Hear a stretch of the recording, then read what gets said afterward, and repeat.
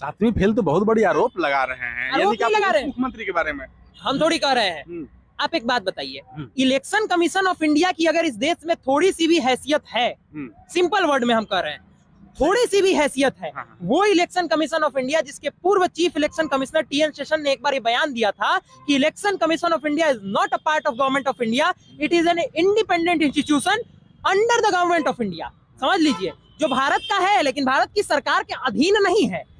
वैसे autonomous body को जब आपने एफिडेविट दिया तो आपने लिखा कि हम 7वीं फेल हैं या 7वीं पास है, दोनों मान लेते हैं। नाम आप जान रहे हैं, हम क्यों बताएं नाम, जनता जान रही है हम किसका नाम ले रहे हैं। आप जाके देख लीजिए, समझाने की जरूरत नहीं है, उस सब समझ रहा है लोग।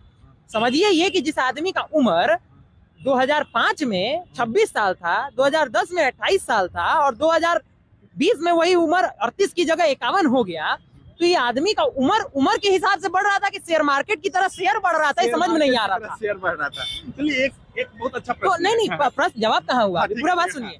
अब बात यह है कि आप कहें कि आरोप लगा रहे हैं, आरोप नहीं लगा रहे हैं। उन्होंने जो बात सार्वजनिक तौर पे इलेक्शन कमीशन को दी है, उसी पेपर को आपके सामने ले आके दिखाने की, भैया देखिए ये सम्राट जी ने कहा है, ये हम दिखाने की कोशिश कर रहे हैं। हम कहे हैं हम सम्राट चौधरी हैं, ऐसा तो नहीं है। ये सम्राट जी ने अपने एफिडेविट में कहा कि भाई हम इतने उम्र के हैं, हम इस दिन के हैं, हम इस दिन जन्म लिए, हमारी उम्र इतनी है, और ये 10 साल में बदल करके भाई 10 साल नहीं बढ़ी, 2 ही साल बढ़ी।